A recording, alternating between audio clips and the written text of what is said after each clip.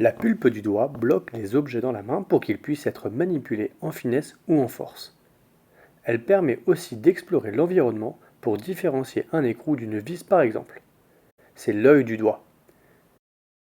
L'extrémité du doigt est donc constituée d'un squelette rigide et orientable.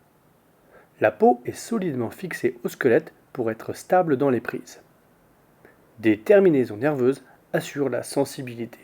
L'appareil ingéal est formé d'une matrice ingéale permettant la croissance d'une tablette ingéale sur sa surface.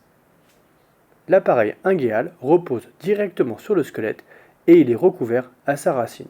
L'ongle rigide forme un contre-appui important, augmentant la stabilité et la sensibilité dans les prises.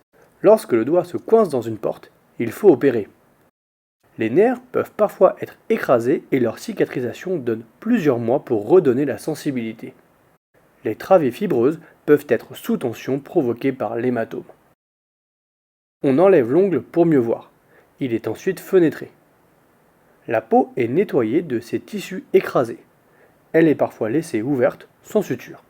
Une fois l'os nettoyé, à l'aide d'une seringue pour bien laver ses aspérités, une aiguille est introduite dans le bout du doigt et la fracture est remise en place. La fracture est ensuite fixée par l'aiguille qui est poussée. La matrice ingéale est suturée et l'ongle est repositionné et fixé.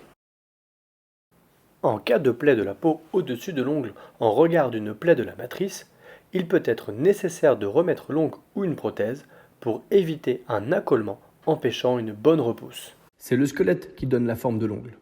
La forme du squelette va donner sa forme à la matrice ingéale qui va donner sa forme à l'ongle.